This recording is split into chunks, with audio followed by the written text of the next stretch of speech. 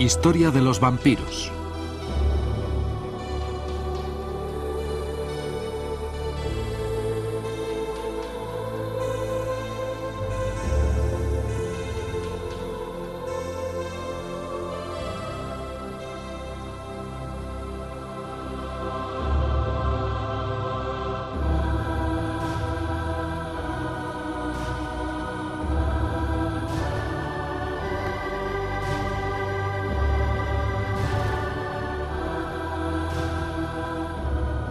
En el reino fantástico de lo sobrenatural, el vampiro ocupa la primera posición.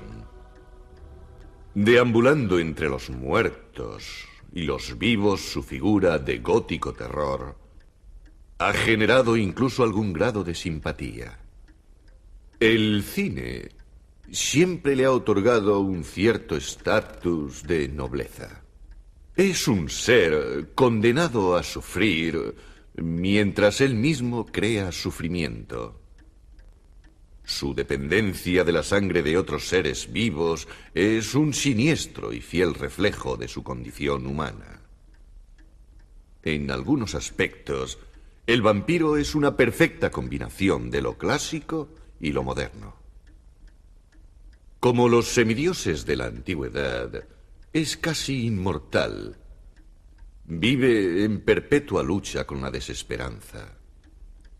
Criatura fascinante, el vampiro es, en muchos aspectos, el primer superhombre con función de antihéroe. En todo caso, un siniestro superhombre.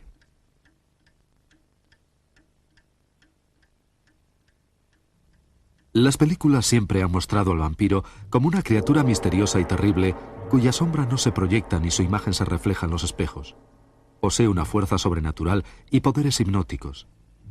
Se trata de una criatura físicamente demacrada, irresistible para las mujeres, de atroz aliento, ojos que atraviesan la mente y largos y afilados colmillos.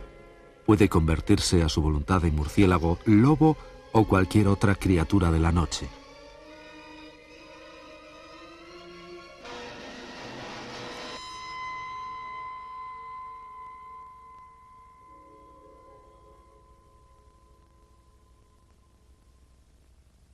En la ficción, el ser terrible está condenado a permanecer en su oscuro ataúd durante el día.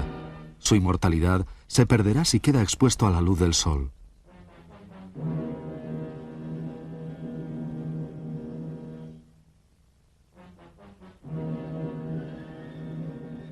Se dice que la única manera de acabar con un vampiro es atravesar su corazón con una estaca.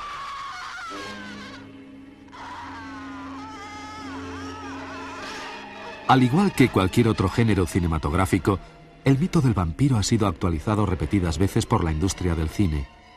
Han surgido nuevas circunstancias y nuevos experimentos. Pero cualesquiera que hayan sido los cambios, una ominosa y vieja leyenda permanece invariable. El vampiro es un muerto viviente que se alimenta de sangre.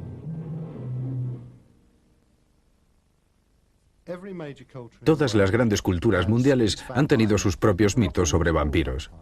No siempre han sido llamados vampiros, pero en todas las culturas ha habido criaturas que chupan la sangre o la energía de otras gentes, incluso en las tradiciones cristianas.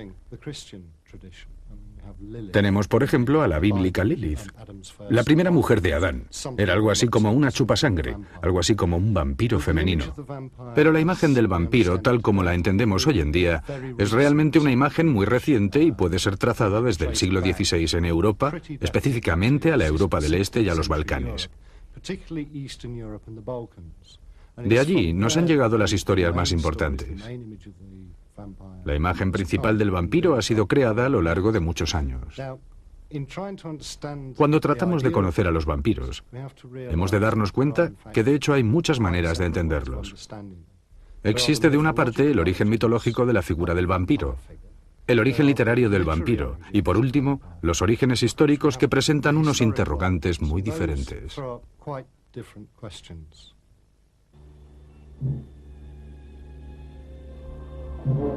En las leyendas populares, los vampiros suelen ser encantadores y elegantes. tienen un indudable buen gusto y estilo y frecuentemente gozan de grandes fortunas. Poseen enormes poderes y una atracción sexual casi irresistible. Vienen a ser la aristocracia del mundo sobrenatural. Sin duda, el príncipe de los muertos vivientes es el más famoso de todos. El conde Drácula.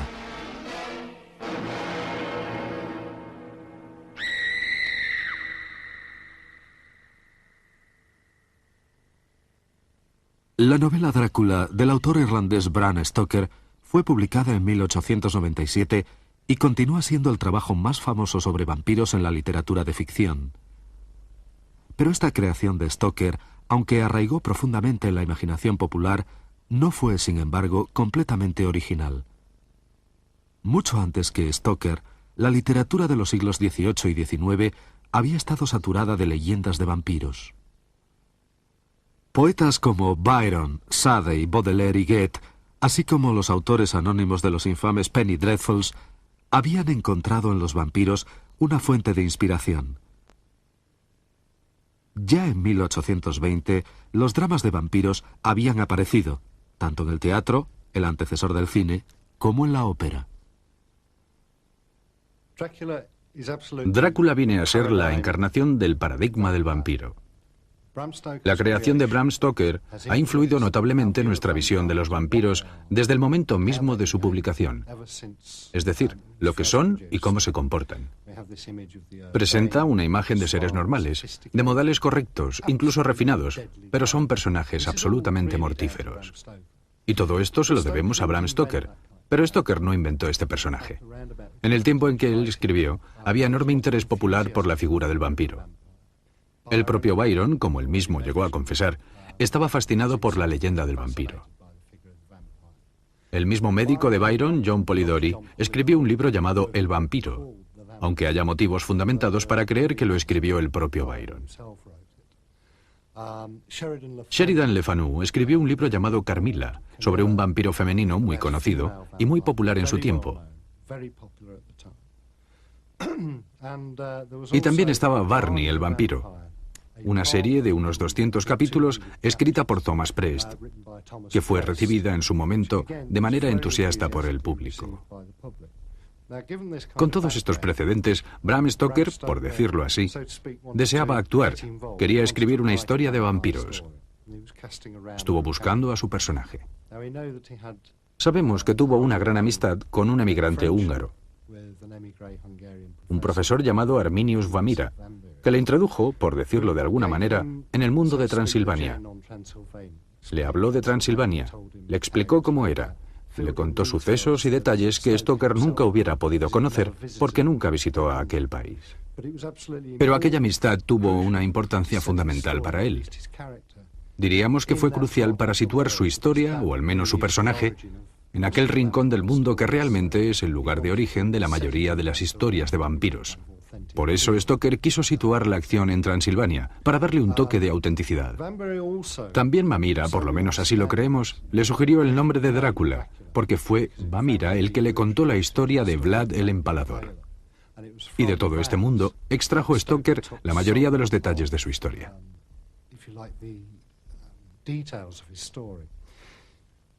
Se ha dicho que, por ejemplo, el hecho de que Drácula solamente pueda ser muerto clavándole una estaca en el corazón proviene de cuando Vlad se dedicaba a empalar a la gente. Pero yo creo que no tiene fundamento, porque si examinamos otras historias anteriores de vampiros del este de Europa, la estaca en el corazón era la manera tradicional de despacharlos. Sin embargo, la historia de Vlad tuvo algún impacto en los escritos de Stoker. Y así, mezclando el mito con un poco de historia, aunque algo distorsionada, y con la imagen de un aristócrata, un peligroso y educado aristócrata, nos encontramos con una poderosa mezcolanza que cada vez que ha sido publicada en forma de novela, ha tenido una gran influencia en las creencias que sobre los vampiros tiene la gente. Realmente Stoker parece que supo sacar a relucir algo profundo e importante que la gente lleva dentro de sí misma.